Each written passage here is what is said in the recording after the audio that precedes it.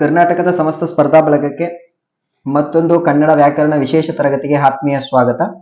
ಇವತ್ತಿನ ಒಂದು ತರಗತಿಯಲ್ಲಿ ನಾವು ಕನ್ನಡ ವ್ಯಾಕರಣಾಂಶವನ್ನು ತಿಳ್ಕೊಳ್ಳೋದಕ್ಕಿಂತ ಹೆಚ್ಚಾಗಿ ಪ್ರಮುಖವಾದ ಕವಿಗಳು ಏನಿದ್ದಾರೆ, ಸೊ ಅವರ ಕೃತಿಗಳು ಏನಿದೆ, ಮತ್ತೆ ಅವರಿಗೆ ಸಿಕ್ಕಿರ್ತಕ್ಕಂಥ ಪ್ರಶಸ್ತಿಗಳು ಯಾವುದು, ಮತ್ತೆ ಅವರಿಗೆ ಇರ್ತಕ್ಕಂಥ ಬಿರುದುಗಳು ಯಾವುವು, ಇವುಗಳ ಬಗ್ಗೆ ಒಂದು ತರಗತಿಯಲ್ಲಿ ನಾವು ಡಿಸ್ಕಸ್ ಮಾಡ್ತಾ ಹೋಗೋಣ. ಈ ಒಂದು ವಿಭಾಗದಿಂದನೂ ಕೂಡ ನೇರವಾಗಿ ಪ್ರಶ್ನೆಗಳು ಬರ್ತಾವ. ಓಕೆ, ಸೊ ಆದ್ದರಿಂದ ನಾವು ಗವರ್ನಮೆಂಟ್ ಪುಸ್ತಕದಲ್ಲಿ ಕೊಟ್ಟಿರ್ತಕ್ಕಂತಹ ಕರ್ತೃ ಮತ್ತ ಏನು ಕೃತಿಗಳದವ ಆ ಕೃತಿಗಳ ಕುರಿತು ವಿವರಣೆಯನ್ನ ಬಹಳ ಸರಳವಾಗಿ ಕೊಡ್ತಾ ಹೋಗ್ತೀನಿ. ತರಗತಿಯನ್ನ ಕೊಡಿ ತನಕ ನೋಡಿ, ಎಲ್ಲಿಯೂ ಕೂಡ ತರಗತಿಯನ್ನು ಸ್ಕಿಪ್ ಮಾಡ್ಲಿಕ್ಕೆ ಹೋಗ್ಬೇಡಿ. ಮತ್ತೆ ತರಗತಿ ಇಷ್ಟ ಆಯ್ತಪ್ಪ ಅಂದ್ರೆ ಒಂದು ಲೈಕ್ ಬಟನ್ ಅನ್ನ ಒತ್ತಿ, ಜೊತೆಗೆ ಆಲ್ ಅನ್ನುವ ಒಂದು ಚಾನಲ್ಗೆ ಯಾರು ಸಬ್ಸ್ಕ್ರೈಬ್ ಮಾಡಿಲ್ಲ ಬೇಗ ಬೇಗ ನಮ್ಮ ಒಂದು ಯೂಟ್ಯೂಬ್ ಚಾನಲ್ ಅನ್ನ ಸಬ್ಸ್ಕ್ರೈಬ್ ಮಾಡಿ. ಹಾಗೆ ಪಕ್ಕದಲ್ಲಿ ಕಾಣೋ ಬೆಲ್ ಬಟನ್ ಅನ್ನು ಹೊತ್ಬಿಟ್ಟು ಹಾಲ್ ಅನ್ನುವಂತ ಒಂದು ನೋಟಿಫಿಕೇಶನ್ ಅನ್ನ ಆಯ್ಕೆ ಮಾಡಿ. ಮತ್ತೆ ಟೆಲಿಗ್ರಾಮ್ ಚಾನಲ್ ಯಾರು ಜಾಯಿನ್ ಮಾಡ್ಕೊಂಡಿಲ್ಲ ಬೇಗ ಬೇಗ ಟೆಲಿಗ್ರಾಮ್ ಚಾನಲ್ ನ ಕೂಡ ಜಾಯಿನ್ ಮಾಡಿ. ಸೊ ನನ್ನ ತರಗತಿ ವಿಡಿಯೋದ ಡಿಸ್ಕ್ರಿಪ್ಷನ್ ಬಾಕ್ಸ್ ಅಲ್ಲಿ ಟೆಲಿಗ್ರಾಮ್ ಚಾನಲ್ ಲಿಂಕ್ ಕೊಟ್ಟಿರ್ತೀನಿ. ಇದು ನಿಮ್ಗೆ ಬಹಳ ಯೂಸ್ಫುಲ್ ಆಗ್ತದೆ. ಬಿಕಾಸ್ ಅಲ್ಲಿ ಸಾಕಷ್ಟು ಡೌಟ್ ಕ್ಲಿಯರಿಂಗ್ ಗಳನ್ನ ಮಾಡ್ತೀವಿ, ಮತ್ತೆ ಪ್ರತಿದಿನದ ದಿನಪತ್ರಿಕೆಗಳ PDF ಗಳು ನಿಮ್ಗೆ ಅಲ್ಲಿ ಸಿಗ್ತಾ ಹೋಗ್ತವ. ಕ್ಲಿಯರಾ? ಎಸ್, ತರಗತಿಯನ್ನು ಆರಂಭ ಮಾಡೋಣ ಹಾಗಾದ್ರೆ. ಗುಡ್. ನೆಕ್ಸ್ಟ್ ಮೊದಲನೇದಾಗಿ ನೋಡಿ, ಕೃತಿಕಾರರ ಪರಿಚಯ ಮೀನ್ಸ್ ಇಲ್ಲಿ ಕೊಡ್ತಾ ಹೋಗ್ತಾನ. ಗವರ್ನಮೆಂಟ್ ಪುಸ್ತಕಗಳನ್ನು ನೀವು ಓದ್ತಾ ಇತ್ತಪ್ಪ ಅಂದ್ರೆ ನಿಮ್ಗೆ ಗೊತ್ತಾಗ್ತದೆ ಸಾಮಾನ್ಯವಾಗಿ. ಇಲ್ಲಿ ನೋಡಿ ಮೊದಲನೇದಾಗಿ DVG ಅವ್ರ ಬಗ್ಗೆ ತಿಳ್ಕೊತಾ ಹೋಗೋಣ. ಓಕೆ, ಸೊ ಇಲ್ಲಿ DVG ಅಂತ ಹೇಳಿ ಪ್ರಸಿದ್ಧರಾಗಿರುವ ನೋಡಿ, ಅವ್ರ ಫುಲ್ ನೇಮ್ ಬರ್ತದೆ ದೇವನಹಳ್ಳಿ ವೆಂಕಟರಮಣಯ್ಯ ಗುಂಡಪ್ಪ. DVG ರವ್ರದ್ದು ಫುಲ್ ನೇಮ್ ಏನೈತ್ರಿ? ದೇವನಹಳ್ಳಿ ವೆಂಕಟರಮಣಯ್ಯ ಗುಂಡಪ್ಪ. ಸೊ ಇವರು 1887ರಲ್ಲಿ ಕೋಲಾರ ಜಿಲ್ಲೆಯ ಮುಳಬಾಗಿಲಿನಲ್ಲಿ ಜನಿಸ್ತಾರ. ಸೊ ಅಂದ್ರೆ ಯಾವ ಜಿಲ್ಲೆಯವರು? ಇವರು ಕೋಲಾರದವರು. ಮತ್ತ ಇವರೊಬ್ಬ ಪತ್ರಿಕೋದ್ಯಮಿ ಮತ್ತ ಗೋಖಲೆ ಸಾರ್ವಜನಿಕ ಸಂಸ್ಥೆಯ ಸ್ಥಾಪಕರು. ನೋಡಿ, ಗೋಖಲೆ ಅನ್ನುವಂತ ಒಂದು ಸಾರ್ವಜನಿಕ ಸಂಸ್ಥೆಯನ್ನ ಸ್ಥಾಪನೆ ಮಾಡ್ತಾರ. ಮತ್ತೊಬ್ಬರು ಸಮಾಜ ಸೇವಕರಾಗಿನೂ ಕೂಡ ಇವರು ಕಾರ್ಯವನ್ನು ನಿರ್ವಹಿಸ್ತಾರ. ಜೊತೆಗೆ ಒಬ್ಬ ಸಾಹಿತಿಯಾಗಿನೂ ಕೂಡ ಇವರು ಪ್ರಸಿದ್ಧರಾಗಿದ್ದಾರೆ ಅನ್ನುವಂಥದ್ದು. ಯಾರು? DVG ಅವರು. ಸೊ ಇಲ್ಲಿ ಪ್ರಮುಖವಾಗಿ ಮಂಕುತಿಮ್ಮನ ಕಗ್ಗ, ಮರಳು ಮುನಿಯನ ಕಗ್ಗ ನೋಡಿ, ವೆರಿ ಇಂಪಾರ್ಟೆಂಟ್. ಮಂಕುತಿಮ್ಮನ ಕಗ್ಗ, ಮರಳು ಮುನಿಯನ ಕಗ್ಗ, ಮತ್ತ ಉಮರನ ಹೊಸಗೆ. ಯಾರ ಹೊಸಗೆ? ಉಮರನ ಹೊಸಗೆ. ಮತ್ತ ಜ್ಞಾಪಕ ಚಿತ್ರಶಾಲೆ, ಮತ್ತ ಅಂತಃಪುರದ ಗೀತೆಗಳು ಮೊದಲಾದ ಮೌಲಿಕ ಕೃತಿಗಳನ್ನ ರಚಿಸ್ತಾರ. ಇವೆಲ್ಲವೂ ಕೂಡ ಏನು ನಾನು ಮೇಲೆ ಕೃತಿಗಳನ್ನ ತೋರಿಸ್ತೆ, ಇದೆಲ್ಲವೂ ಕೂಡ DVG ರವರು ರಚನೆ ಮಾಡಿರ್ತಕ್ಕಂಥ ಪ್ರಮುಖ ಕೃತಿಗಳು. ಮಂಕುತಿಮ್ಮನ ಕಗ್ಗ ಆಗಿರ್ಬೋದು, ಮರಳು ಮುನಿಯನ ಕಗ್ಗ ಆಗಿರ್ಬೋದು, ಉಮರನ ಹೊಸಗೆ ಇರ್ಬೋದು, ಜ್ಞಾಪಕ ಚಿತ್ರಶಾಲೆ ಇರ್ಬೋದು, ಮತ್ತೆ ಅಂತಃಪುರದ ಗೀತೆಗಳಿರ್ಬೋದು, ಇವೆಲ್ಲವೂ ಕೂಡ ಇವರ ಪ್ರಮುಖ ಕೃತಿಗಳು. ಸೊ ಮತ್ತೆ ಇವರು DVG ಅವರ ಶ್ರೀಮದ್ ಭಗವದ್ಗೀತಾ ತಾತ್ಪರ್ಯ, ವೆರಿ ಇಂಪಾರ್ಟೆಂಟ್. DVG ರವರ ಶ್ರೀಮದ್ ಭಗವದ್ಗೀತಾ ತಾತ್ಪರ್ಯ ಅನ್ನುವಂತ ಒಂದು ಕೃತಿಗೆ ಕೇಂದ್ರ ಸಾಹಿತ್ಯ ಅಕಾಡೆಮಿ ಪ್ರಶಸ್ತಿ ಕೂಡ ಸಿಕ್ಕದ. ಇದು ವೆರಿ ಇಂಪಾರ್ಟೆಂಟ್. DVG ರವರ ಯಾವ ಕೃತಿಗೆ ಕೇಂದ್ರ ಸಾಹಿತ್ಯ ಅಕಾಡೆಮಿ ಪ್ರಶಸ್ತಿ ಸಿಕ್ಕದ್ರಿ ಸರ್ ಅಂತ ಹೇಳಿ ಕೇಳ್ತಾನ. ಶ್ರೀಮದ್ ಭಗವದ್ಗೀತಾ ತಾತ್ಪರ್ಯ ಅನ್ನುವಂಥದ್ದು. ಸೊ ಹಾಗೇನೆ ಮಡಿಕೇರಿಯಲ್ಲಿ 18ನೇ ಕನ್ನಡ ಸಾಹಿತ್ಯ ಸಮ್ಮೇಳನದ ಅಧ್ಯಕ್ಷರಾಗಿನೂ ಕೂಡ ಇವರು ಕಾರ್ಯವನ್ನ ನಿರ್ವಹಿಸಿರ್ತಾರ. ಎಷ್ಟನೇ ಕನ್ನಡ ಸಾಹಿತ್ಯ ಸಮ್ಮೇಳನ ಆಗಿತ್ತು?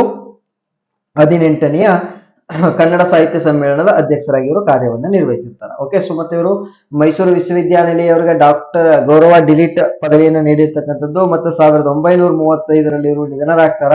ಓಕೆನಾ? ಸೊ ಮತ್ತ ಇಲ್ಲಿ ಗೌರವಿಸು ಜೀವನವ ನೋಡಿ, ಗೌರವಿಸು ಜೀವನವ ಪದ್ಯ ಭಾಗವನ್ನ DVG ಅವರ ಮಂಕುತಿಮ್ಮನ ಕಗ್ಗ ಕೃತಿಯಿಂದ ಆಯ್ಕೆ ಮಾಡ್ಕೊಂಡಾರ. ಅಂದ್ರೆ ಇದು 9ನೇ ತರಗತಿ ಪಠ್ಯ ಪುಸ್ತಕದೊಳಗ ಗೌರವಿಸು ಜೀವನವ ಅನ್ನುವಂತ ಒಂದು ಪದ್ಯ ಬರ್ತದೆ ಅಲ್ಲಿ. ಓಕೆ, ಸೊ ಈ ಪದ್ಯ ಬಗ್ಗೆ ಇರ್ತಕ್ಕಂಥದ್ದು. ಸೊ ಇಲ್ಲಿ ಪ್ರಮುಖವಾಗಿ ನಮ್ಗೆ DVG ರವರ ಕೃತಿಗಳು ಯಾವ್ದಾದವ, ಮತ್ತೆ ಅವರಿಗೆ ಕೇಂದ್ರ ಸಾಹಿತ್ಯ ಅಕಾಡೆಮಿ ಪ್ರಶಸ್ತಿನ ಯಾವ ಕೃತಿ ತಂದು ಕೊಟ್ಟಾದ, ಮತ್ತೆ ಅವರು ಯಾವ ವರ್ಷದಲ್ಲಿ ಜನನ ಆಯ್ತು, ಅದರಲ್ಲೂ ಮೂಲತಃ ಅವರು ಯಾವ ಜಿಲ್ಲೆಯವರು, ಇಷ್ಟು ವಿಚಾರಗಳನ್ನ ನಾವು ಬೇಸಿಕ್ ಆಗಿ ತಿಳ್ಕೊತಪ್ಪ ಅಂದ್ರ ಸಾಕಾಗ್ತದೆ. ನೆಕ್ಸ್ಟ್ ಡಾಕ್ಟರ್ ಸಿದ್ಧಲಿಂಗಯ್ಯ ಅವ್ರ ಬಗ್ಗೆ ತಿಳ್ಕೊತಾ ಹೋಗೋಣ. ನೋಡಿ, ಇಲ್ಲಿ ಡಾಕ್ಟರ್ ಸಿದ್ಧಲಿಂಗಯ್ಯ ಅವರನ್ನ ದಲಿತ ಕವಿ ಅಂತಾನೆ ಇವರು ಬಹಳ ಪ್ರಸಿದ್ಧರಾದಾರ.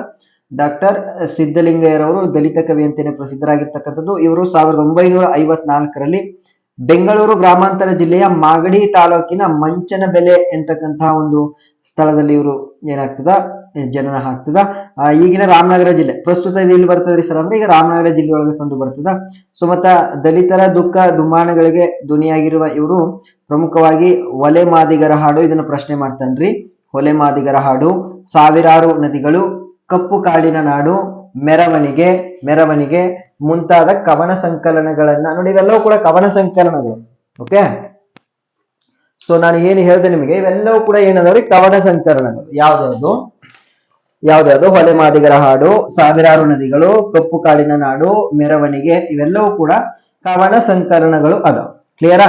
ಸೊ ಮತ್ತೆ ಇಲ್ಲಿ ಅವತಾರಗಳು, ಗ್ರಾಮ ದೇವತೆಗಳು, ಹಕ್ಕಿ ನೋಟ ಮುಂತಾದ ಗದ್ಯ ಕೃತಿಗಳು, ಇವೆಲ್ಲವೂ ಕೂಡ ಗದ್ಯ ಕೃತಿಗಳು.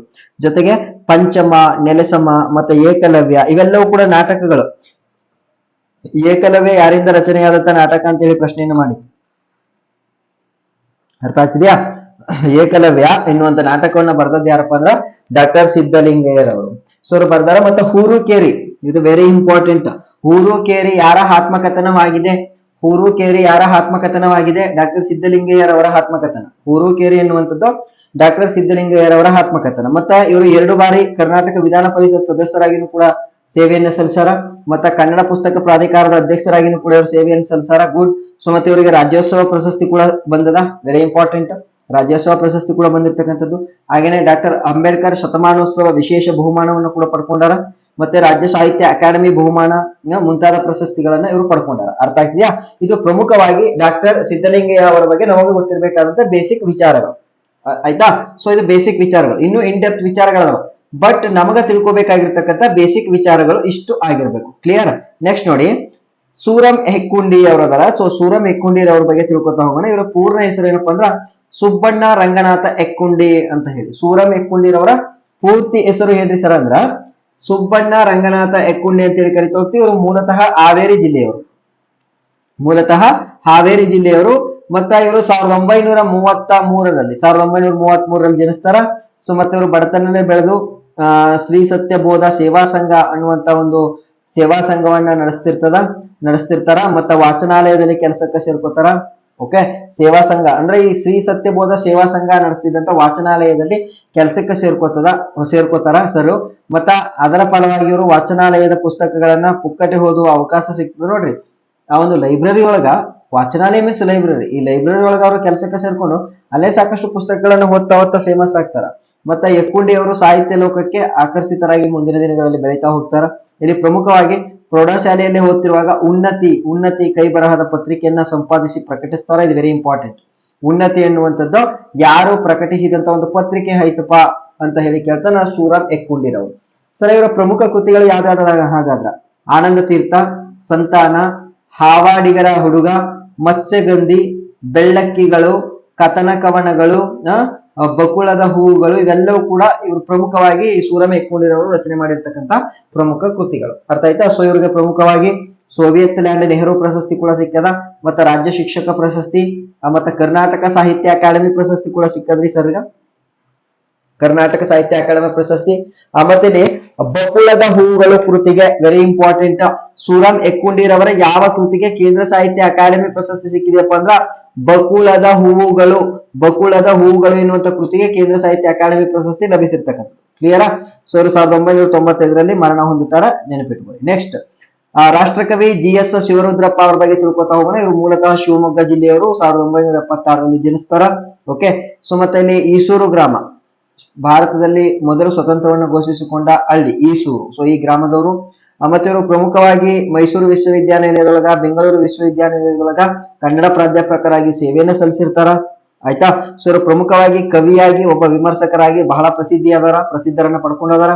ಅಲ್ಲಿ ಪ್ರಮುಖವಾಗಿ ಸೌಂದರ್ಯ ಸಮೀಕ್ಷೆ, ದೀಪದ ಹೆಜ್ಜೆ, ಸಾಮಗಾನ, ಕಾರ್ತೀಕ, ಅನಾವರಣ, ಚೆಲುವು ಹೊಲವು, ಗೋಡೆ, ತೆರೆದ ದಾರಿ, ಮಾಸ್ಕೋದಲ್ಲಿ 22 ದಿನಗಳು, ವೆರಿ ಇಂಪಾರ್ಟೆಂಟ್, ಮಾಸ್ಕೋದಲ್ಲಿ 22 ದಿನಗಳು.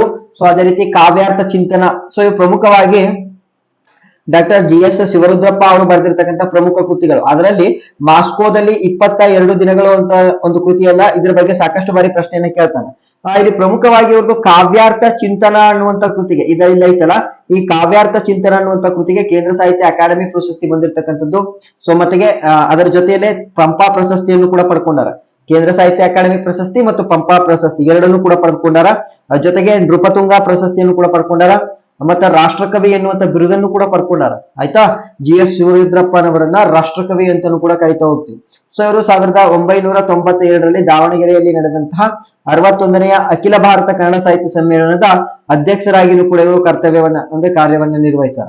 ಅರ್ಥ ಆಗ್ತಿದೆಯಾ? ಇದು ಪ್ರಮುಖವಾಗಿ ಇವರ ಬಗ್ಗೆ ಏನಿರ್ಬೇಕು, ನೆನಪಿರ್ಬೇಕು. ಯಾವ ಬಗ್ಗೆ? ಡಾಕ್ಟರ್ GS ಶಿವರುದ್ರಪ್ಪನವರ ಬಗ್ಗೆ ಇಷ್ಟು ಬೇಸಿಕ್. ಒಂದು ಕೇಂದ್ರ ಸಾಹಿತ್ಯ ಅಕಾಡೆಮಿ ಪ್ರಶಸ್ತಿ, ಜೊತೆಗೆ ಪಂಪ ಪ್ರಶಸ್ತಿ, ನೃಪತುಂಗ ಪ್ರಶಸ್ತಿ, 3 ಪ್ರಶಸ್ತಿಗಳನ್ನು ಕೂಡ GS ಸೂರ್ಯದ್ರಪ್ಪ ಅವರು ಪಡೆದುಕೊಂಡಾರ. Clear, good. Next Hama Nayaka ಅಂತ ಹೇಳಿ ಸರ್. ಸೊ ಇವ್ರ ಪೂರ್ಣ ಹೆಸರು ಏನಪ್ಪಾ ಅಂದ್ರ ಹಾರೋಗದ್ದೆ ಮಾಣಪ್ಪ ನಾಯಕ ಅಂತ ಹೇಳಿ, ಹಾರೋಗದ್ದೆ ಮಾಣಪ್ಪ ನಾಯಕ ಅಂತ ಹೇಳಿ ಇವರು ಪ್ರಸಿದ್ಧಿ ಆದ್ರ. ಅಂದ್ರೆ ಇವ್ರನ್ನ ಹಾಮಾಣ ಅಂತಾನೆ ಕರೀತಾರ. ಫೇಮಸ್ ಆಗಿ ಇವರು ಹಾಮಾಣ ಅಂತಾನೆ ಕೂಡ ಪ್ರಸಿದ್ಧಿ ಆದಾರ. ಇವರು ಕೂಡ ಮೂಲತಃ ಶಿವಮೊಗ್ಗ ಜಿಲ್ಲೆಯವರೇನೆ. ಓಕೆ, ಸೊ ಇಲ್ಲಿ ಇವರು ಅಧ್ಯಾಪಕರಾಗಿ ಮತ್ತು ಮೈಸೂರು ಮಾನಸ ಗಂಗೋತ್ರಿಯಲ್ಲಿ ಕನ್ನಡ ಅಧ್ಯಯನ ಸಂಸ್ಥೆಯ ನಿರ್ದೇಶಕರಾಗಿ, ಹಾಗೇನೆ ಗುಲ್ಬರ್ಗಾ ವಿಶ್ವವಿದ್ಯಾನಿಲಯದ ಕುಲಪತಿಗಳಾಗಿ ಇವರು ಕಾರ್ಯವನ್ನು ನಿರ್ವಹಿಸಿರ್ತಾರ. ಸೊ ಮತ್ತೆ ಇವರು ಸಾಹಿತ್ಯದ ವಿವಿಧ ಕ್ಷೇತ್ರದೊಳಗ ಕೆಲಸ ಮಾಡಿರ್ತಾರ. ಅದರಲ್ಲೂ ಸಾಕಷ್ಟು ಅಂಕಣಗಳನ್ನ ಮತ್ತು ಬರಹಗಳನ್ನ ಬರೆದಿರ್ತಾರ. ಅದರಲ್ಲಿ ನೋಡಿ, ಸಾಹಿತ್ಯ ಸಲ್ಲಾಪ, ಸಂಚಯ, ಸಂವಾದ, ಸಂಪದ, ಸಾಂಪ್ರತ, ಸ್ಮರಣ, ಸಮೂಹ, ಸೃಜನ, ಸೂಲಂಗಿ, ಬಾಳ್ನೋಟಗಳು. ಸೊ ಇವು ಪ್ರಮುಖವಾಗಿ ಹಾಮಾರ್ ಅವರ ಪ್ರಮುಖ ಕೃತಿಗಳು. ಸೊ ಇಲ್ಲಿ ನೋಡಿ, ಮೊಹಮ್ಮದ್ ಪೈಗಂಬರ್, ರವೀಂದ್ರನಾಥ ಟ್ಯಾಗರ್, ಅಕ್ಕ ಮಹಾದೇವಿ, ಸೊ ಮುಂತಾದ ಜೀವನ ಚರಿತ್ರೆಗಳನ್ನು ಕೂಡ ಬರೆದಾರ sir. Okay, Hama Nayak sir Mohammad ಪೈಗಂಬರರು, ರವೀಂದ್ರನಾಥ ಟ್ಯಾಗೂರ್ ಮತ್ತು ಅಕ್ಕ ಮಹಾದೇವಿರವರ ಜೀವನ ಚರಿತ್ರೆಗಳನ್ನು ಕೂಡ ಬರೆದಾರ. ಸೊ ಅವರು ಕರ್ನಾಟಕ ಸರ್ಕಾರದ ರಾಜ್ಯೋತ್ಸವ ಪ್ರಶಸ್ತಿ ಕೂಡ ಬಂದದ. ಮತ್ತ ಸಂಪ್ರತಿ ಎನ್ನುವಂತ ಅಂಕಣಕ್ಕೆ, ವೆರಿ ಇಂಪಾರ್ಟೆಂಟ್, ಇವರ ಸಂಪ್ರತಿ ಎನ್ನುವಂತ ಅಂಕಣಕ್ಕೆ ಕೇಂದ್ರ ಸಾಹಿತ್ಯ ಅಕಾಡೆಮಿ ಪ್ರಶಸ್ತಿ ಬಂದಿರತಕ್ಕಂಥದ್ದು. ನೀವು ಏನು ಗ್ರಾಮಾಡಳಿತಾಧಿಕಾರಿ ಮತ್ತು ಪಂಚಾಯತ್ ಡೆವಲಪ್ಮೆಂಟ್ ಆಫೀಸರ್ ಹುದ್ದೆಗಳಿಗೆ ಓದ್ತೀರಿ, ನೀವು ಓದ್ಬೇಕಾದಂತ ಸಂದರ್ಭದಲ್ಲಿ ಕೇಂದ್ರ ಸಾಹಿತ್ಯ ಅಕಾಡೆಮಿ ಪ್ರಶಸ್ತಿಯನ್ನು ಪಡೆದುಕೊಂಡಿರ್ತಕ್ಕಂಥವ್ರ ಲಿಸ್ಟೇ ನಿಮ್ಮಲ್ಲಿ ಇರಬೇಕು. ಬಿಕಾಸ್ ಆ ಕೇಂದ್ರ ಸಾಹಿತ್ಯ ಅಕಾಡೆಮಿ ಪ್ರಶಸ್ತಿಯನ್ನು ಯಾರು ಪಡ್ಕೊಂಡಾರ ಅವ್ರ ಬಗ್ಗೆ ಡೈರೆಕ್ಟ್ ಪ್ರಶ್ನೆಗಳು ಬರ್ತಾವ. ಅರ್ಥ ಆಗ್ತಾ ಉಂಟಾ? ಸೊ ಇವರಿಗೆ ಸಂಪ್ರತಿ ಎನ್ನುವಂತ ಒಂದು ಅಂಕಣಕ್ಕೆ ಕೇಂದ್ರ ಸಾಹಿತ್ಯ ಅಕಾಡೆಮಿ ಪ್ರಶಸ್ತಿ ಬಂದಿರತಕ್ಕಂಥದ್ದು. ಜೊತೆಗೆ ಕರ್ನಾಟಕ ಸಾಹಿತ್ಯ ಅಕಾಡೆಮಿ ಪ್ರಶಸ್ತಿಯನ್ನು ಕೂಡ ಪಡೆದುಕೊಂಡಾರ. ಮತ್ತೆ 1985ರಲ್ಲಿ ಬೀದರ್ನಲ್ಲಿ ನಡೆದ 57ನೇ ಕನ್ನಡ ಸಾಹಿತ್ಯ ಸಮ್ಮೇಳನದ ಅಧ್ಯಕ್ಷರಾಗಿನೂ ಕೂಡ ಇವರು ಕರ್ತವ್ಯವನ್ನ ನಿರ್ವಹಿಸ್ಯಾರ. Clear, good. Next, Goruru Ramaswamy Iyengar. So this one also very important. Goruru Ramaswamy Iyengar, so ಇವರು ಅನುವಾದಕರು. ನೋಡಿ, ಗೋರೂರು ರಾಮಸ್ವಾಮಿ ಅಯ್ಯಂಗಾರ್ ಮೂಲತಃ ಹಾಸನ ಜಿಲ್ಲೆಯವರದರ. ಓಕೆ, ಗೋರೂರು ಯಾವ ಜಿಲ್ಲೆಯಲ್ಲಿ ಕಂಡು ಬರ್ತದ್ರಿ ಸರ ಅಂದ್ರ ಹಾಸನ ಜಿಲ್ಲೆಯೊಳಗೆ ಕಂಡು ಬರ್ತದ. 1904 ಜುಲೈ 4ನೇ ತಾರೀಕು ಇವರು ಜನಿಸ್ತಾರ. ಸೊ ಇವರು ಪ್ರಮುಖವಾಗಿ ಹೊಸಗನ್ನಡ ಸಾಹಿತ್ಯದೊಳಗ ಕಥೆಯನ್ನ, ಕಾದಂಬರಿಗಳನ್ನ ಮತ್ತು ಪ್ರಬಂಧಗಳನ್ನ, ಹೌದಾ, ಸೊ ಮತ್ತು ಜೀವನ ಚರಿತ್ರೆಗಳನ್ನ, ಪ್ರವಾಸ ಕಥನಗಳನ್ನ, ಅನುವಾದಗಳನ್ನ, ವಿವಿಧ ಪ್ರಕಾರಗಳಲ್ಲಿ ಅಂದ್ರೆ 60ಕ್ಕೂ ಹೆಚ್ಚು ಕೃತಿಗಳನ್ನ ಇವರು ರಚನೆ ಮಾಡ್ಯಾರ. 60ಕ್ಕೂ ಹೆಚ್ಚು ಕೃತಿಗಳನ್ನ ಇವರು ರಚನೆ ಮಾಡಿರ್ತಕ್ಕಂಥದ್ದು. ಸೊ ಅವ್ರ ಕೃತಿಗಳೊಳಗ ಗ್ರಾಮೀಣ, ಪ್ರಮುಖವಾಗಿ ಇವರು ರಚನೆ ಮಾಡಿರ್ತಕ್ಕಂಥ ಕೃತಿಗಳೊಳಗ ಗ್ರಾಮೀಣ ಸಂಸ್ಕೃತಿ ಮತ್ತು ಗಾಂಧಿ ಚಿಂತನೆಗಳನ್ನ ಅತಿ ಹೆಚ್ಚು ಕಾಣ್ತೀವಿ. ಇದನ್ನ ಪ್ರಶ್ನೆಯನ್ನ ಮಾಡ್ತಾನ, ಯಾರ ಒಂದು ಕೃತಿಯೊಳಗ ಗ್ರಾಮೀಣ ಸಂಸ್ಕೃತಿ ಮತ್ತು ಗಾಂಧಿ ಚಿಂತನೆಗಳನ್ನ ನಾವು ಹೆಚ್ಚಿಗೆ ನೋಡ್ಲಿಕ್ಕೆ ಸಾಧ್ಯ ರೀ ಸರ್ ಅಂದ್ರ ಗೋರೂರು ರಾಮಸ್ವಾಮಿ ಅಯ್ಯಂಗಾರ್ ಅವರು ರಚನೆ ಮಾಡಿರ್ತಕ್ಕಂಥ ಕೃತಿಗಳೊಳಗ. ಕ್ಲಿಯರ್. ಸೊ ಅದೇ ರೀತಿ ನೋಡಿ, ಇಲ್ಲಿ ಸ್ವಾತಂತ್ರ್ಯವೇ ಧರ್ಮ, ಹೇಮಾವತಿಯ ತೀರದಲ್ಲಿ ಮತ್ತು ಇತರ ಪ್ರಬಂಧಗಳು, ಹಳ್ಳಿಯ ಹಾಡು, ಮೆರವಣಿಗೆ, ನಮ್ಮ ಊರಿನ ರಸಿಕರು, ಗರುಡಗಂಬದ ದಾಸಯ್ಯ, this one also very important. Goruru Ramaswamy Iyengar, ಗರುಡಗಂಬದ ದಾಸಯ್ಯ, ಸೊ ಮುಂತಾದವರು ರಚಿಸಿದಂತಹ ಪ್ರಮುಖ ಕೃತಿಗಳು. ಇಲ್ಲಿ ಗರುಡಗಂಬದ ದಾಸಯ್ಯ ಎನ್ನುವಂತ ಕೃತಿಯನ್ನ ಯಾರು ರಚನೆ ಮಾಡ್ಯಾರ ಅಂತ ಹೇಳಿ ಪ್ರಶ್ನೆಯನ್ನ ಕೇಳ್ತಾನ. ಆಯ್ತಾ? ಸೊ ಅದೇ ರೀತಿ ಇವರು 28ನೆಯ ಒಂದು ಕನ್ನಡ ಅಂದ್ರೆ 28ನೇ ಸೆಪ್ಟೆಂಬರ್ 1991ರಲ್ಲಿ ಇವರು ನಿಧನರಾಗ್ತಾರೆ ಕನ್ನಡ ಸಾಹಿತ್ಯ ಸಮ್ಮೇಳನದಲ್ಲಿ. ಅದು ಅವರು ನಿಧನ ಆದಂತ ವರ್ಷ. ಅರ್ಥ ಆಯ್ತಾ? ಎಸ್. ಮತ್ತೆ ಮುಂದಿನ ಪ್ರಶ್ನೆಯನ್ನ ತಗೋತಾ ಹೋಗಿ, ಕೃತಿಕಾರರ ಪರಿಚಯ. Next one Mahatma Gandhiji. So ಇಲ್ಲಿ ಮಹಾತ್ಮ ಗಾಂಧೀಜಿ ಬಗ್ಗೆನೂ ತಿಳ್ಕೊಬೇಕ್ರಿ ಸರ್. ಎಸ್, ತಿಳ್ಕೊಬೇಕು. ಬಿಕಾಸ್ ಅವರು ಕೂಡ ಒಬ್ಬ ಲೇಖಕರೇ ಅದಾರ. ಸೊ ಇಲ್ಲಿ ರಾಷ್ಟ್ರಪಿತ ಮಹಾತ್ಮ ಗಾಂಧೀಜಿರವರ ಪೂರ್ಣ ಹೆಸರು ಏನ್ರಿ ಸರ್ ಅಂದ್ರ ಮೋಹನದಾಸ ಕರಮಚಂದ ಗಾಂಧಿ. ಸೊ ತಂದೆ ಹೆಸರು ಕರಮಚಂದ ಗಾಂಧಿ, ತಾಯಿ ಹೆಸರು ಪುತಲಿಬಾಯಿ. ಫೈನ್. ಸೊ ಇವರು 1869ರಲ್ಲಿ, ಅದರಲ್ಲೂ ಅಕ್ಟೋಬರ್ 2ನೇ ತಾರೀಕು ಗುಜರಾತಿನ ಪೋರ್ಬಂದರದೊಳಗೆ ಜನಿಸ್ತಾರ. ಇಲ್ಲಿ ತಮ್ಮ ಬದುಕಿನ ಅನುಭವಗಳನ್ನ, ಆಗ ಪ್ರಯೋಗಗಳನ್ನ ಕುರಿತು ಅವರೇ ಬರೆದಂತ ಒಂದು ಕೃತಿ ಯಾವ್ದಪ್ಪ ಅಂದ್ರೆ my experiment with truth. Mahatma ಗಾಂಧೀಜಿರವರೇ ಬರೆದಿರ್ತಕ್ಕಂಥ ಮೈ ಎಕ್ಸ್ಪೆರಿಮೆಂಟ್ ವಿತ್ ಟ್ರೂತ್ ಜಗತ್ತಿನ ಹಲವು ಭಾಷೆಗಳಿಗೆ ಭಾಷಾಂತರ ಆಗಿರ್ತಕ್ಕಂಥ ಪ್ರಮುಖ ಕೃತಿ. ಸೊ ಇಲ್ಲಿ ಗಾಂಧೀಜಿಯವರ ಈ ಆತ್ಮಕಥೆಯನ್ನ ಗೋರೂರು ರಾಮಸ್ವಾಮಿ ಅಯ್ಯಂಗಾರ್ ಅವರು ಕನ್ನಡ ಭಾಷೆಗೆ ಅನುವಾದಿಸಾರ. Very important, ನೆನಪಿಟ್ಕೋಬೇಕು. ಆಯ್ತಾ?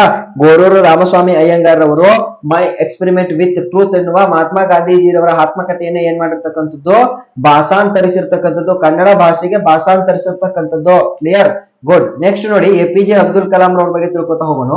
ಸೊ ಇವರು ಮೂಲತಃ ತಮಿಳುನಾಡು ರಾಜ್ಯದವರು. ಅಕ್ಟೋಬರ್ 15, 1931ರಲ್ಲಿ ಜನಿಸ್ತಾರ. ಇವರ ಪೂರ್ಣ ಹೆಸರು ಏನಪ್ಪಾ ಅಂದ್ರೆ ನೋಡ್ರಿ, ಅಹುಲ್ ಫಕೀರ್ ಜೈನುಲಬ್ದೀನ್ ಅಬ್ದುಲ್ ಕಲಾಂ ಅಂತ ಹೇಳಿ. APJ ಫುಲ್ ಫಾರ್ಮ್ ಕೇಳಿದ್ದ ಒಂದ್ ಬಾರಿ. ಅಹುಲ್ ಫಕೀರ್ ಜೈನುಲಬ್ದೀನ್ ಅಬ್ದುಲ್ ಕಲಾಂ ಅಂತ ಹೇಳಿ ಸರ್ದು ಫುಲ್ ನೇಮ್ ಇರ್ತಕ್ಕಂಥದ್ದು. ಸೊ ಅವರು ಮದ್ರಾಸ್ ಇನ್ಸ್ಟಿಟ್ಯೂಟ್ ಆಫ್ ಟೆಕ್ನಾಲಜಿ ಒಳಗ ಏರೋನಾಟಿಕಲ್ ಇಂಜಿನಿಯರ್ ಪದವಿಯನ್ನ ಪಡ್ಕೊಂಡಿರ್ತಾರ. ಸೊ ತದನಂತರ ಇವರು ಇಸ್ರೋ ಮತ್ತು DRDOದೊಳಗ ಕಾರ್ಯವನ್ನ ನಿರ್ವಹಿಸ್ತಾರ. ಸೊ ಮತ್ತ ಭಾರತದ 11ನೇ ರಾಷ್ಟ್ರಪತಿಯಾಗಿ, ಭಾರತದ ಎಷ್ಟನೇ ರಾಷ್ಟ್ರಪತಿಯಾಗಿ? 11ನೇ ರಾಷ್ಟ್ರಪತಿಯಾಗಿ 2002ರಿಂದ ಆಯ್ಕೆಯಾಗಿರ್ತಾರ. ಓಕೆ. ಸೊ ಮತ್ತೆ ಇವರು ಬಹಳ ಸರಳತೆಯ ಹೊಂದಿರತಕ್ಕಂಥ ವ್ಯಕ್ತಿ ಮತ್ತು ಬಹಳ ಪ್ರಾಮಾಣಿಕ ವ್ಯಕ್ತಿ ಅಂತ ಹೇಳಿ ರಾಷ್ಟ್ರಪತಿ ಹುದ್ದೆಯ ಒಂದು ಘನತೆಯನ್ನು ಹೆಚ್ಚಿಗೆ ಮಾಡಿದಂತಹ ಒಂದು ಪ್ರಮುಖ ಒಂದು ಕೀರ್ತಿ ಯಾರಿಗೆ? ಡಾಕ್ಟರ್ APJ ಅಬ್ದುಲ್ ಕಲಾಂ ಸರ್ಗೆ ಹೋಗ್ತದ. ಫೈನ್. ಸೊ ಇಲ್ಲಿ ನೋಡಿ, ಲೇಖಕರು ಕೂಡ ಹೌದಿದು ಸರ್, ಒಬ್ಬರು ಲೇಖಕರು ಕೂಡ ಹೌದು. ಅವರೊಬ್ಬ ವಿಜ್ಞಾನಿ ಅನ್ನೋದಕ್ಕಿಂತ ಹೆಚ್ಚಾಗಿ ಲೇಖಕರು ಕೂಡ ಹೌದು. ಅವ್ರು ನೋಡ್ರಿ, ವಿಂಗ್ಸ್ ಆಫ್ ಫೈರ್ ಇದು ಅವರ ಆತ್ಮಕಥೆ. ವಿಂಗ್ಸ್ ಆಫ್ ಫೈರ್ ಯಾರ ಆತ್ಮಕಥೆ ಅಂತ ಹೇಳಿ ಕೇಳ್ತಾನ. ವಿಂಗ್ಸ್ ಆಫ್ ಫೈರ್ ಅನ್ನುವಂಥದ್ದು ಡಾಕ್ಟರ್ APJ ಅಬ್ದುಲ್ ಕಲಾಂ ಅವರ ಆತ್ಮಕಥೆ. ಮತ್ತೆ India my dream, India my dream, India my dream, India 2020, my journey, target 3 billion, target 3 billion, turning point, ignited minds, the life tree. So ಇವು ಪ್ರಮುಖವಾಗಿ APJ Abdul Kalam ಅವರು ಬರೆದಿರ್ತಕ್ಕಂಥ ಪ್ರಮುಖ ಕೃತಿಗಳು. ಸೊ ಇವು ಭಾರತದ ಸಾಕಷ್ಟು ಭಾಷೆಗಳಿಗೆ ಏನಾಗವ? ತರ್ಜುಮೆಗೊಂಡವು, ಅಂದ್ರೆ ಟ್ರಾನ್ಸ್ಲೇಟ್ಗೊಂಡವು. ಕಲಾಂ ಅವರ ಸೇವೆಗೆ ಅವ್ರು ನೋಡ್ರಿ ಪದ್ಮಭೂಷಣ, ಪದ್ಮ ವಿಭೂಷಣ, ಹಾಗೇನೆ ದೇಶದ ಅತ್ಯುನ್ನತ ನಾಗರಿಕ ಪುರಸ್ಕಾರ ಭಾರತ ರತ್ನ ಪ್ರಶಸ್ತಿಯನ್ನು ಕೂಡ ನೀಡಿರ್ತಕ್ಕಂಥದ್ದು. ಸುಮಾರು 30 ವಿಶ್ವವಿದ್ಯಾಲಯಗಳು ಕಲಾಂ ಅವರಿಗೆ ಗೌರವ ಡಾಕ್ಟರೇಟ್ ಪದವಿಯನ್ನು ಕೊಟ್ಟಾರಪ್ಪ ಅಂದ್ರೆ ಯು ಥಿಂಕ್. ಓಕೆ, 30 ವಿಶ್ವವಿದ್ಯಾಲಯಗಳು ಗೌರವ ಡಾಕ್ಟರೇಟ್ ಪದವಿಯನ್ನ ಡಾಕ್ಟರ್ ಅಬ್ದುಲ್ ಕಲಾಂ ಅವರಿಗೆ ಕೊಟ್ಟಾರಪ್ಪ ಅಂದ್ರೆ ಯು ಕ್ಯಾನ್ ಅಂಡರ್ಸ್ಟ್ಯಾಂಡ್ ನಾವು. ಮತ್ತೆ ಇವರು 2015ನೇ ತಾರೀಕು, ಜುಲೈ 27, 2015ನೇ ತಾರೀಕು ಉಪನ್ಯಾಸವನ್ನ ನೀಡ್ತಾ ಇರ್ತಕ್ಕಂಥ ಸಂದರ್ಭದಲ್ಲಿ ಹೃದಯಾಘಾತದಿಂದ ಹಸುನೀಗ್ತಾರೆ. ಅರ್ಥ ಆಗ್ತಿದ್ಯಾ? ಸೊ ಇದ್ರ ಬಗ್ಗೆ, ಇವ್ರ ಬಗ್ಗೆ ಸಾಕಷ್ಟು ವಿಚಾರಗಳನ್ನ ತಿಳ್ಕೊತಾ ಹೋಗ್ಬೇಕು. ನೆಕ್ಸ್ಟ್ ನೋಡಿ, ಶಿವರಾಮ ಕಾರಂತರು 1902ರಲ್ಲಿ, ಇವರು ಮೂಲತಃ ಉಡುಪಿ ಜಿಲ್ಲೆಯವರು. ಸೊ ಮತ್ತ ಸಾಹಿತ್ಯದ ಹಲವು ಪ್ರಕಾರಗಳಲ್ಲಿ ಇವರು ಕೃತಿಗಳನ್ನ ರಚನೆ ಮಾಡಾರ. ಅದರಲ್ಲಿ ಪ್ರಮುಖವಾಗಿ ಚೋಮನದುಡಿ, ಮರಳಿ ಮಣ್ಣಿಗೆ, ಬೆಟ್ಟದ ಜೀವ, ಹಳಿದ ಮೇಲೆ ಕಾದಂಬರಿಗಳು ಬಹಳ ಪ್ರಸಿದ್ಧವಾದಂತಹ ಕಾದಂಬರಿಗಳು. ಅದೇ ರೀತಿ ಹಸಿವು, ಹಾವು, ಕವಿ, ಕರ್ಮ, ಕಥಾ ಸಂಕಲನಗಳು, ಇವೆಲ್ಲವೂ ಕೂಡ ಕಥಾ ಸಂಕಲನಗಳು. ಯಾವುದು? ಹಸಿವು, ಹಾವು, ಕವಿ, ಕರ್ಮ ಇವುಗಳು. ಸೊ ಅದೇ ರೀತಿ ರಾಷ್ಟ್ರಗೀತ, ಸುಧಾಕರ ಮತ್ತು ಸೀಳ್ಗವನಗಳು ಇವು ಕವನ ಸಂಕಲನಗಳದವು. ಏನದವು? ಕವನ ಸಂಕಲನಗಳು. ಅದೇ ರೀತಿ ನಾಟಕ, ಹರಟೆ, ಬಾಲ ಸಾಹಿತ್ಯ, ವಿಜ್ಞಾನ ಸಾಹಿತ್ಯ, ನಿಘಂಟು ರಚನೆಯನ್ನ ಸಹ ಇವರು ಮಾಡ್ಯಾರ. ಆಯ್ತಾ? ನೋಡಿ, ಅಬುವಿನಿಂದ ಬರಮಾಕ್ಕೆ, ವೆರಿ ಇಂಪಾರ್ಟೆಂಟ್. ಅಬುವಿನಿಂದ ಬರಮಾಕ್ಕೆ, ಅಪೂರ್ವ ಪಶ್ಚಿಮ, ಅರಸಿಕರಲ್ಲ, ಪಾತಾಳಕ್ಕೆ ಪಯಣ, ಪ್ರವಾಸ ಕಥನಗಳು. ಇವೆಲ್ಲ ಏನದವ? ಪ್ರವಾಸ ಕಥನಗಳು. ಅಬುವಿನಿಂದ ಬರಮಾಕ್ಕೆ, ಅಪೂರ್ವ ಪಶ್ಚಿಮ, ಅರಸಿಕರಲ್ಲ, ಪಾತಾಳಕ್ಕೆ ಪಯಣ, ಮತ್ತು ಇವೆಲ್ಲವೂ ಕೂಡ ಏನದವ? ಪ್ರವಾಸ ಕಥನಗಳು. ಇಲ್ಲಿ ನೋಡಿ, ಹುಚ್ಚು ಮನಸ್ಸಿನ 10 ಮುಖಗಳು ಎಂಬ ಆತ್ಮಕಥನ. ನೋಡಿ, ಹುಚ್ಚು ಮನಸ್ಸಿನ 10 ಮುಖಗಳು ಯಾರ್ದು? ಶಿವರಾಮ ಕಾರಂತರ ಆತ್ಮಕಥನಗಳು. ಸೊ ಈ ಆತ್ಮಕಥನ. ಯಕ್ಷಗಾನ ಬಯಲಾಟ, ಇದೊಂದು ಜಾನಪದ ಸಾಹಿತ್ಯ. ಯಕ್ಷಗಾನ ಬಯಲಾಟ ಅನ್ನೋದು ಏನಪ್ಪಾ ಅಂದ್ರೆ ಇದೊಂದು ಜಾನಪದ ಸಾಹಿತ್ಯ. ಸೊ ಇಲ್ಲಿ ನೋಡಿ, ಇವರ ಮೂಕಜ್ಜಿಯ ಕನಸುಗಳು ಅನ್ನುವಂತ ಒಂದು ಕಾದಂಬರಿಗೆ ಜ್ಞಾನಪೀಠ ಪ್ರಶಸ್ತಿ ನೀಡಿರ್ತಕ್ಕಂಥದ್ದು. ಮೂಕಜ್ಜಿಯ ಕನಸುಗಳು, ಶಿವರಾಮ ಕಾರಂತರ ಮೂಕಜ್ಜಿಯ ಕನಸು ಕೃತಿಗೆ ಜ್ಞಾನಪೀಠ ಪ್ರಶಸ್ತಿ ಸಿಕ್ಕಿರ್ತಕ್ಕಂಥದ್ದು. ಅದೇ ರೀತಿ ಯಕ್ಷಗಾನ ಬಯಲಾಟ ಕೃತಿಗೆ ಕೇಂದ್ರ ಸಾಹಿತ್ಯ ಅಕಾಡೆಮಿ ಪ್ರಶಸ್ತಿ ಸಿಕ್ಕಿರ್ತಕ್ಕಂಥದ್ದು. ಅದೇ ರೀತಿ ಮೈಮನಗಳ ಸುಳಿಯಲ್ಲಿ ಕೃತಿಗೆ ಪಂಪ ಪ್ರಶಸ್ತಿ ಲಭಿಸಿದೆ. ಸೊ ನೋಡಿ, ಇವರಿಗೆ ಜ್ಞಾನಪೀಠ ಮತ್ತೆ ಕೇಂದ್ರ ಸಾಹಿತ್ಯ ಅಕಾಡೆಮಿ, ಪಂಪ ಪ್ರಶಸ್ತಿ ಎಲ್ಲವೂ ಕೂಡ ಲಭಿಸವು. ಬಟ್ ಅಲ್ಲಿ ಯಾವ ಯಾವ ಕೃತಿಗೆ, ಅದು ನಮ್ಗೆ ವೆರಿ ಇಂಪಾರ್ಟೆಂಟ್ ಆಗಿ ಗೊತ್ತಾಗಿರ್ಬೇಕು. ಜ್ಞಾನಪೀಠ ಪ್ರಶಸ್ತಿ ಸಿಕ್ಕಿರ್ತಕ್ಕಂಥದ್ದು ಮೂಕಜ್ಜಿಯ ಕನಸುಗಳು, ಯಕ್ಷಗಾನ ಬಯಲಾಟ ಕೃತಿಗೆ ಕೇಂದ್ರ ಸಾಹಿತ್ಯ ಅಕಾಡೆಮಿ, ಅದೇ ರೀತಿ ಮೈಮನಗಳ ಸುಳಿಯಲ್ಲಿ ಕೃತಿಗೆ ಪಂಪ ಪ್ರಶಸ್ತಿ ಇವರಿಗೆ ಸಿಕ್ಕಿರ್ತಕ್ಕಂಥದ್ದು. ಕ್ಲಿಯರಾ? ಸೊ ಅದೇ ರೀತಿ ಇವರು 1955ರಲ್ಲಿ ಮೈಸೂರಿನಲ್ಲಿ 37ನೇ ಕನ್ನಡ ಸಾಹಿತ್ಯ ಸಮ್ಮೇಳನ ನಡೆದಿರ್ತದ. ಇದರ ಅಧ್ಯಕ್ಷರಾಗಿ ಇವರು ಕಾರ್ಯವನ್ನ ನಿರ್ವಹಿಸಿರ್ತಾರ. Clear? Good. Next doctor SL Bhyrappa ಅವ್ರ ಬಗ್ಗೆ ತಿಳ್ಕೊತಾ ಹೋಗೋಣ. ಇವರು ಕೂಡ ಬಹಳ ಇಂಪಾರ್ಟೆಂಟ್ ಆಗ್ತಾರ. ಸೊ ಇಲ್ಲಿ ಡಾಕ್ಟರ್ SL ಭೈರಪ್ಪ ಭಾರತದ ಪ್ರಸಿದ್ಧ ಸಾಹಿತಿ ಮತ್ತು ಒಬ್ಬ ಕಾದಂಬರಿಕಾರ ಕೂಡ ಹೌದು. ಇವರು ಮೂಲತಃ ಹಾಸನ ಜಿಲ್ಲೆಯವರು. ಆಯ್ತಾ? ಹಾಸನ ಜಿಲ್ಲೆಯವರು. ಪ್ರಮುಖವಾಗಿ ಇವರು 1931ರಲ್ಲಿ ಜನಿಸ್ತಾರ. ಮತ್ತೆ ಇವರು ಚಿನ್ನದ ಪದಕ, ಅಂದ್ರೆ ಒಬ್ಬ ಗೋಲ್ಡ್ ಮೆಡಲಿಸ್ಟ್ ಕೂಡ ಹೌದು. ಮತ್ತೆ ಇಲ್ಲಿ ಬರೋಡಾದ ಮಹಾರಾಜ ಸಯ್ಯಾಜಿರಾವ್ ವಿಶ್ವವಿದ್ಯಾಲಯದಿಂದ ಏನ್ ಮಾಡ್ತಾರೆ ಇವರು? ಸತ್ಯ ಮತ್ತು ಸೌಂದರ್ಯ ಮಹಾಪ್ರಬಂಧಕ್ಕೆ PhD ಅನ್ನು ಪಡೆದುಕೋತಾರ. ಹಾಗೇನೆ ಗುಜರಾತ್, ದೆಹಲಿ, ಮೈಸೂರಿಗೆ ಹಲವೆಡೆ ಪ್ರಾಧ್ಯಾಪಕರಾಗಿ ಸೇವೆಯನ್ನು ಕೂಡ ಸಲ್ಲಿಸ್ತಾರ. 25ಕ್ಕೂ ಹೆಚ್ಚು ಕಾದಂಬರಿಗಳನ್ನ ರಚನೆ ಮಾಡಾರ. ಅದರಲ್ಲಿ ಡಾಕ್ಟರ್ ಭೈರಪ್ಪನವರ ಧರ್ಮಶ್ರೀ, ಗೃಹಭಂಗ, ವಂಶವೃಕ್ಷ, ಅನ್ವೇಷಣ, ದಾಟು, ಪರ್ವ, ಮಂದ್ರ, ಆವರಣ. ಸೊ ಇವು ಪ್ರಮುಖವಾಗಿ ಇವರಿಂದ ರಚನೆ ಆಗಿರ್ತಕ್ಕಂತಹ ಕೃತಿಗಳು. ಓಕೆ, ಕೃತಿಗಳು. ಸೊ ಇವು ಭಾರತದ ಹಲವು ಭಾಷೆಗಳಿಗೆ ಏನಾಗಿರ್ತಕ್ಕಂಥದ್ದು ಅನುವಾದ ಆಗಿರ್ತಕ್ಕಂಥದ್ದು. ಹಾಗೇನೆ ಮನುಷ್ಯನ ಭಾವ ಪ್ರಪಂಚದ ಆಳಗಳಿಗೆ ಪಾತಾಳ ಕರಡಿಯನ್ನಿಳಿಸಿ ಅಲ್ಲಿರುವ ಸಕಲ ಗುಣಾವಗುಣಗಳನ್ನ ಅತ್ಯಂತ ಸ್ಪಷ್ಟವಾಗಿ ತೆರೆದಿರುವಂತಹ ಭೈರಪ್ಪನವರ ಬರವಣಿಗೆಗೆ ಮನಸೋಲದವರಿಲ್ಲ ಅಂತ ಹೇಳಿ ಹೇಳ್ತಾ ಹೋಗ್ತಾರ. ಓಕೆ, ಮನಸೋಲದವರಿಲ್ಲ ಅಂತ ಹೇಳಿ ಹೇಳ್ತಾ ಹೋಗ್ತಾರ. ಸೊ ಇವರು ಸಾಹಿತ್ಯದಂತೆಯೇ ಕೂಡ ಸಂಗೀತದಲ್ಲೂ ಕೂಡ ಬಹಳ ಆಸಕ್ತಿಯನ್ನು ಹೊಂದಿರ್ತಾರ.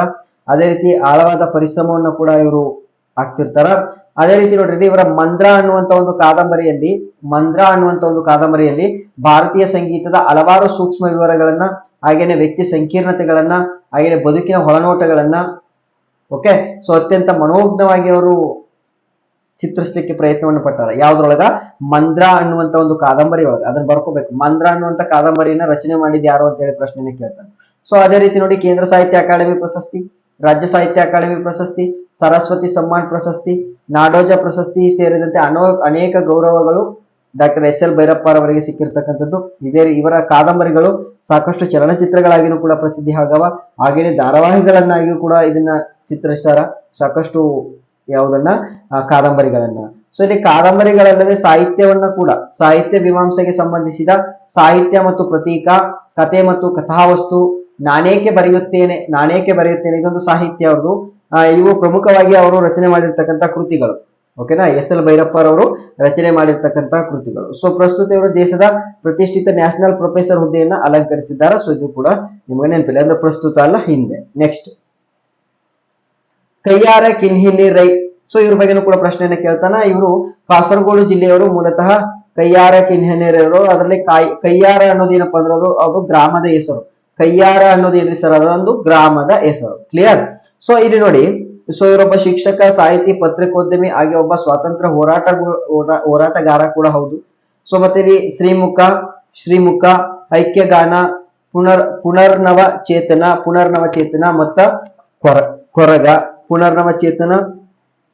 ಮತ್ತ ಕೊರಗ, ಗಂಧವತಿ, ಇವು ಕವನ ಸಂಕಲನಗಳು. ಇವೆಲ್ಲವೂ ಕೂಡ ಕವನ ಸಂಕಲನಗಳು.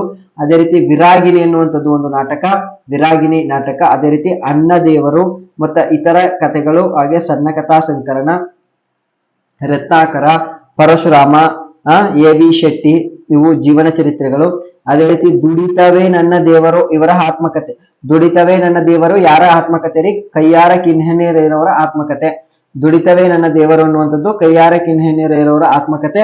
ಅದೇ ರೀತಿ ಗೋವಿಂದ ಪೈ ಸ್ಮೃತಿ ಕೃತಿ, ಸಾಹಿತ್ಯ ದೃಷ್ಟಿ ವಿಮರ್ಶಾ ಕೃತಿ, ಸಾಹಿತ್ಯ ಕೃತಿ ಎನ್ನುವಂಥದ್ದು ಒಂದು ವಿಮರ್ಶಾ ಕೃತಿ. ಪಂಚಮಿ ಎನ್ನುವಂಥದ್ದು ಒಂದು ಅನುವಾದ ಕೃತಿ. ಪಂಚಮಿ ಎನ್ನುವಂಥದ್ದು ಏನೈತಿದೋ ಒಂದು ಅನುವಾದ ಕೃತಿ. ಸೊ ಇವರಿಗೆ 1969ರಲ್ಲಿ ಕರ್ನಾಟಕ ಸಾಹಿತ್ಯ ಅಕಾಡೆಮಿ ಪ್ರಶಸ್ತಿ, ಅದೇ ರೀತಿ 2005ರಲ್ಲಿ ಆಳ್ವಾಸ್ ನುಡಿಸಿರಿ ಪ್ರಶಸ್ತಿ, ಹಾಗೆ 2006ರಲ್ಲಿ ನಾಡೋಜ ಪ್ರಶಸ್ತಿ ಬಂದಿರತಕ್ಕಂಥದ್ದು. ಅರ್ಥ ಆಗ್ತಾ ಉಂಟಾ? ಎಸ್. ಮತ್ತ ಮುಂದೆ ತಗೋರಿ, ಸರ್ ಸುರ್ರಾಮ್ ಎಕ್ಕುಂಡಿ. ಸೊ ಇವ್ರ ಬಗ್ಗೆನೂ ಕೂಡ ಪ್ರಶ್ನೆಯನ್ನ ಕೇಳ್ತಾನೆ. ಸೊ ಇವರ ಪೂರ್ಣ ಹೆಸರು ಏನಪ್ಪಾ ಅಂದ್ರ ಸುಬ್ಬಣ್ಣ ರಂಗಣ್ಣ ಎಕ್ಕುಂಡಿ ಅಂತ ಹೇಳಿ ಕರಿತಾ ಹೋಗ್ತಾರ. ಸೊ ಇವರು ಹುಟ್ಟಿದ್ದು 1923ರಲ್ಲಿ, ಮೂಲತಃ ಹಾವೇರಿ ಜಿಲ್ಲೆಯವರು. ಸೊ ಇವರು 1944ರಲ್ಲಿ BA ಪದವಿಯನ್ನು ಪಡೆದುಕೊತಾರ. ಸೊ ಮತ್ತೆ ಇಲ್ಲಿ ಬಂಕಿಕೊಡ್ಲ ಪ್ರೌಢಶಾಲೆಯೊಳಗೆ ಅಧ್ಯಾಪಕರಾಗಿ ಸೇವೆಯನ್ನು ಸಲ್ಲಿಸ್ತಾರ. ಸೊ ಅಲ್ಲೇ ಮುಖ್ಯೋಪಾಧ್ಯಾಯರಾಗಿನೂ ಕೂಡ ಕಂಟಿನ್ಯೂ ಆಗ್ತಾರೆ. ಇವರು ಪ್ರಮುಖವಾಗಿ ಕೃತಿಗಳು ಮತ್ತು ಕವನ ಸಂಕಲನಗಳು ಯಾವ್ದಾದರೆ ಸರ ಅಂತ ಹೇಳಿ ನೋಡಿದ್ರ ಶ್ರೀ ಆನಂದ ತೀರ್ಥರು, ಸಂತಾನ, ಹಾವಾಡಿಗರ ಹುಡುಗ, ಮತ್ಸ್ಯಗಂಧಿ, ಬಕುಳದ ಹೂಗಳು. ಸೊ ಹಿಂದೇನು ಕೂಡ ನೋಡಿದೆ ನಾನು ಅವ್ರ ಬಗ್ಗೆ. ಕಥಾ ಸಂಕಲನಗಳು ಯಾವ್ದಾದ್ರಿ ಸರ್ ಅಂದ್ರೆ ನೆರಳು, ಕಾದಂಬರಿ, ಪ್ರತಿಬಿಂಬಗಳು. ಕಾದಂಬರಿ ಯಾವ್ದೈತಿ ಅಂದ್ರೆ ಪ್ರತಿಬಿಂಬಗಳು. ಸೋವಿಯತ್ ಲ್ಯಾಂಡ್ನ ಹೆಸರು ಪುರಸ್ಕಾರ, ಸೋವಿಯತ್ ಲ್ಯಾಂಡ್ನ ಹೆಸರು ಪುರಸ್ಕಾರ, ಕರ್ನಾಟಕ ಸಾಹಿತ್ಯ ಅಕಾಡೆಮಿ ಬಹುಮಾನ, ಕೇಂದ್ರ ಸಾಹಿತ್ಯ ಅಕಾಡೆಮಿ ಪುರಸ್ಕಾರ, ಇವರಿಗೆ ಸಿಕ್ಕಿರ್ತಕ್ಕಂತ ಇತರೆ ಪ್ರಶಸ್ತಿಗಳು. ಅರ್ಥ ಆಗ್ತಿದೆಯಾ? ಗುಡ್. ಸುರ್ರಾಮ್ ಎಕ್ಕುಂಡಿ ಅವರ ಬಗ್ಗೆನೂ ಕೂಡ ಪ್ರಶ್ನೆಯನ್ನ ಕೇಳ್ತಾನೆ. ಅದರಲ್ಲಿ ಸೋವಿಯತ್ ಲ್ಯಾಂಡ್ನ ಹೆಸರು ನೆಹರು, ಸೋವಿಯತ್ ಲ್ಯಾಂಡ್ನ ನೆಹರು ಪುರಸ್ಕಾರ ಇವರಿಗೆ ಸಿಕ್ಕಿರ್ತಕ್ಕಂಥದ್ದು. ಇದನ್ನು ನೀವು ನೆನಪಿಟ್ಕೋಬೇಕು. Good. Next, Ratnakara Varni. This one also very important. So ಇವರು 1560ರಲ್ಲಿ ಜನಿಸಿದಂತವರು. ಇವರು ಮೂಲತಃ ದಕ್ಷಿಣ ಕನ್ನಡ ಜಿಲ್ಲೆಯ ಮೂಡುಬಿದಿರೆಯವರು. ಮತ್ತ ಕನ್ನಡ ಸಾಂಗತ್ಯ ಕವಿಗಳಲ್ಲಿ ಅಗ್ರಗಣ್ಯ ಅಂತ ಹೇಳಿ ಗುರುತಿಸ್ಕೋತಾರ. ಹಾಗೇನೆ ಅಪ್ಪಟ ದೇಸಿ ಛಂದಸ್ಸಾದ ಸಾಂಗತ್ಯದಲ್ಲಿ ಬೃಹತ್ ಕಾವ್ಯವನ್ನ ರಚಿಸಾರ. ಓಕೆ, ಸಾಂಗತ್ಯ ಕಾವ್ಯದಲ್ಲಿ ಬೃಹತ್ ಕಾವ್ಯವನ್ನ ಇವರು ರಚನೆ ಮಾಡಿರ್ತಕ್ಕಂಥದ್ದು. ತಾಳ ಪ್ರದೇಶದ ಬೈರರಸ ಒಡೆಯರ ಆಸ್ಥಾನದಲ್ಲಿ ಕೆಲವು ಕಾಲ ಇರ್ತಾರ. ಮತ್ತ ಅಲ್ಲಿ ಶೃಂಗಾರ ಕವಿ ಅಭಿಧಾನಕ್ಕೆ ಪಾತ್ರರಾಗಿದ್ದರು. ನೋಡ್ರಿ, ಶೃಂಗಾರ ಕವಿ ಎನ್ನುವಂತ ಒಂದು ಬಿರುದಿಗೂ ಕೂಡ ಇವರು ಪಾತ್ರರಾಗಿದ್ರು. ಅದೇ ರೀತಿ ಯೋಗಶಾಸ್ತ್ರ, ಕಾವ್ಯಶಾಸ್ತ್ರಗಳೆರಡರಲ್ಲೂ ಕೂಡ ಪರಿಣತಿಯನ್ನ ಸಾಧಿಸಿದಂತವ್ರು. ಇಲ್ಲಿ ಪ್ರಮುಖವಾಗಿ ಭರತೇಶ ವೈಭವ ಸಾಂಗತ್ಯ ಕಾವ್ಯವನ್ನ, ಭರತೇಶ ವೈಭವ ಅನ್ನುವಂಥದ್ದು ಯಾವ ರೀತಿಯ ಕಾವ್ಯ? ಇದೊಂದು ಸಾಂಗತ್ಯ ಕಾವ್ಯ. ಮತ್ತ ಅಪರಾಜಿತೇಶ್ವರ ಶತಕ, ಅದೇ ರೀತಿ ತ್ರಿಲೋಕ ಶತಕ, ರತ್ನಾಕರಾದೀಶ್ವರ ಶತಕ, ಜೈನ ಧಾರ್ಮಿಕ ಕಾವ್ಯಗಳನ್ನ ಇವರು ರಚಿಸಾರ. ಜೈನ ಧಾರ್ಮಿಕ ಕಾವ್ಯಗಳನ್ನ ಇವರು ರಚಿಸಿರ್ತಕ್ಕಂಥದ್ದು ಅಪರಾಜೇಶ್ವರ ಶತಕ, ತ್ರಿಲೋಕ ಶತಕ, ರತ್ನಾಕರಾದೀಶ್ವರ ಶತಕ. ಓಕೆ, ಸೊ ಅದನ್ನ ಬಿಟ್ಟರೆ ಸುಮಾರು 2000 ಸಾಂಪ್ರದಾಯಿಕ ಹಾಡುಗಳನ್ನು ಕೂಡ ಇವರು ರಚನೆ ಮಾಡಾರ. ಇದು ಕೂಡ ನಿಮ್ಗ ನೆನಪಿರ್ಬೇಕು. ಇಲ್ಲಿ ಪ್ರಮುಖವಾಗಿ ರತ್ನಾಕರ ವರ್ಣಿಯ ಭರತೇಶ ವೈಭವ ನೆನಪಿರ್ಲಿ. ಇದೊಂದು ಸಾಂಗತ್ಯ ಕಾವ್ಯ. ಇವರನ್ನ ಶೃಂಗಾರ ಕವಿ ಅಂತ ಹೇಳಿ ಕರಿತಾ ಇದ್ರು. ಇದು ಕೂಡ ನಿಮ್ಗ ನೆನಪಿರ್ಲಿ. ಇವರು ಮೂಲತಃ ದಕ್ಷಿಣ ಕನ್ನಡ ಜಿಲ್ಲೆಯ ಮೂಡುಬಿದಿರೆಯವರು, ಜೈನರ ಕಾಶಿ ಅಂತ ಹೇಳಿ ಕರಿತೀವಲ್ಲ ಅದು. ನೆಕ್ಸ್ಟ್ ಸಾರಿ ಯಾವ್ದಪ್ಪ, 1000 ಕಂಬಗಳ ಬಸದಿ ಕಂಡು ಬರ್ತದಲ್ಲ ಅದು ಜೈನರ ಕಾಶಿ, ಶ್ರವಣ ಬೆಳಗೊಳ. ಸಾರಿ. ನೆಕ್ಸ್ಟ್ ಕೃತಿಕಾರರ ಪರಿಚಯ ನೆಕ್ಸ್ಟ್ ತಗೋರಿ. ಜನ್ನ. ಸೊ ಇವರು ಜನ್ನ ಮೂಲತಃ ಹಳೆಬೀಡು ಪ್ರಾಂತದ ಒಬ್ಬ ಕವಿ ಆದಾರ. ಸೊ ಇವರು ಹೊಯ್ಸಳರ ಬಲ್ಲಾಳನಿಂದ ಕವಿ ಚಕ್ರವರ್ತಿ ಅಭಿಧಾನವನ್ನ ಅಂದ್ರ ಬಿರುದನ್ನ, ಹೊಯ್ಸಳರ ಬಲ್ಲಾಳನಿಂದ ಕವಿ ಚಕ್ರವರ್ತಿ ಬಿರುದನ್ನ ಪಡೆದುಕೊಂಡವರು. ಸೊ ಇವರು ಯಶೋಧರ ಚರಿತೆ, ಅನಂತನಾಥ ಪುರಾಣ ಮತ್ತು ಅನುಭವ ಮುಕುರ ಕಾವ್ಯಗಳ ಕರ್ತೃ. ಸೊ ಅಂದ್ರೆ ಇವ್ರು ರಚನೆ ಮಾಡಿರ್ತಕ್ಕಂಥ ಕಾವ್ಯಗಳು ಯಶೋಧರ ಚರಿತೆ, ಅನಂತನಾಥ ಪುರಾಣ, ಅನುಭವ, ಮುಕುರ ಇವುಗಳು. ಸೊ ಮತ್ತ ನರಸಿಂಹ ಬಲ್ಲಾಳನ ಆಸ್ಥಾನದಲ್ಲಿ ದಂಡಾಧಿಪತಿಯ ಮಂತ್ರಿಯಾಗಿಯೂ ಕೂಡ ಇವರು ಸೇವೆಯನ್ನ ಸಲ್ಲಿಸಾರ. ಮತ್ತ ಜೈನ ಧಾರ್ಮಿಕ ಕಾವ್ಯಗಳನ್ನ ರಚಿಸಿದ ಜನ್ನ ಅಹಿಂಸಾ ತತ್ವವನ್ನ ಕಾವ್ಯಗಳಲ್ಲಿ ಸಂದೇಶ ರೂಪದಲ್ಲಿ ನೀಡಿದ ಕವಿ.